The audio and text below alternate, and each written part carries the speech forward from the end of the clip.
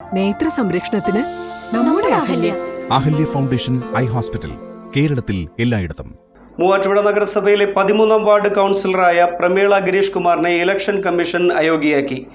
കൂറുമാറ്റത്തെ തുടർന്നാണ് ഇലക്ഷൻ കമ്മീഷന്റെ നടപടി. നഗരസഭാ ചെയർമാൻ പി എൽദോസാണ് പ്രമീളയ്ക്കെതിരെ ഇലക്ഷൻ കമ്മീഷനെ സമീപിച്ചത്. ഹൈക്കോടതിയെ സമീപിക്കുവാനാണ് പ്രമീള ഗിരീഷ് കുമാറിന്റെ തീരുമാനം. മൂവാറ്റുപുഴ മുനിസിപ്പാലിറ്റിയിലെ 13-ാം വാർഡ് കൗൺസിലർ പ്രമീള ഗിരീഷ് കുമാറിനെ ഇലക്ഷൻ കമ്മീഷൻ അയോഗ്യയാക്കി. ഇപ്പോഴുള്ള കൗൺസിലിന്റെ കാലത്ത് 3 തവണ വിപ്പ് ലംഘനം നടത്തിയതിനെ തുടർന്ന് നഗരസഭാ ചെയർമാൻ പി എൽദോസാണ് പ്രമീള ഗിരീഷ് കുമാറിനെതിരെ ഇലക്ഷൻ കമ്മീഷനെ സമീപിച്ചത്. വൈസ് ചെയർമാൻ തെരഞ്ഞെടുപ്പിൽ വോട്ട് അസാധുവാക്കുകയും ക്ഷേമകാര്യ സ്റ്റാൻഡിംഗ് കമ്മിറ്റി തെരഞ്ഞെടുപ്പിൽ രാജശ്രീ രാജുവിന് വോട്ട് നൽകാതെ വിട്ടുനിൽക്കുകയും ചെയ്തിരുന്നു. ക്ഷേമകാര്യ സ്റ്റാൻഡിംഗ് കമ്മിറ്റി തെരഞ്ഞെടുപ്പിൽ ബിന്ദു ജെയിനെതിരെ മത്സരിച്ച് വീണ്ടും വിപ്പ് ലംഘനം നടത്തിയിരുന്നു. നിലവിൽ 13-ാം വാർഡിൽ നിന്നുള്ള അംഗമാണ് പ്രമീള ഗിരീഷ് കുമാർ. പ്രമീള ഗിരീഷ് കുമാറിനെ ഇലക്ഷൻ കമ്മീഷൻ അയോഗ്യയാക്കിയത് നഗരസഭയിലെ UDFന്റെ ഒറ്റക്കെട്ടായുള്ള പരിശ്രമത്തിന്റെ വിജയമാണെന്ന് നഗരസഭാ ചെയർമാൻ പി എൽദോസ് പറഞ്ഞു.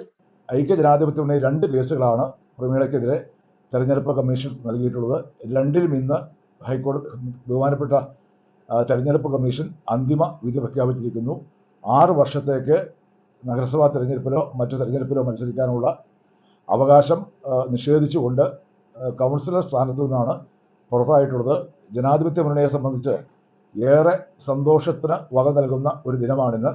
കാരണം ഒരു പ്രസ്ഥാനത്തിനകത്ത് നിന്ന് വോട്ട് നേടി മത്സരിച്ച് വിജയിച്ച ശേഷം ആ പ്രസ്ഥാനത്തെ പുറങ്കാലുകൊണ്ടടിക്കുകയും അതിനെ ഒറ്റുകൊടുക്കുകയും ചെയ്ത യുവദാസിൻ്റെ പണിയാണ് ശ്രീമതി പ്രമീള ചെയ്തിട്ടുള്ളത്. ആ യുവദാസിൻ്റെ ജോലിക്ക് കിട്ടിയ കൂലിയാണ് ഇന്നത്തെ തെരഞ്ഞെടുപ്പ് കമ്മീഷന്റെ വിധി.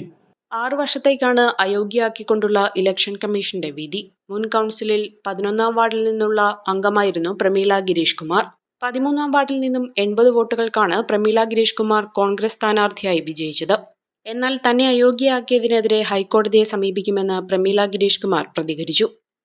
ഇലക്ഷൻ കമ്മീഷന്റെ വിധിയുമായി ബന്ധപ്പെട്ട് എനിക്ക് ഔദ്യോഗികമായിട്ട് വിധിയുടെ പകർപ്പുകളൊന്നും കിട്ടിയിട്ടില്ല. പകർപ്പ് കിട്ടുന്നതിൻ്റെ അടിസ്ഥാനത്തിൽ പാർട്ടിയുമായി ആലോചിച്ച് അപ്പീലിന് പോകാനാണ് എൻ്റെ തീരുമാനം. പാർട്ടിയുടെയും തീരുമാനം അതാണ്.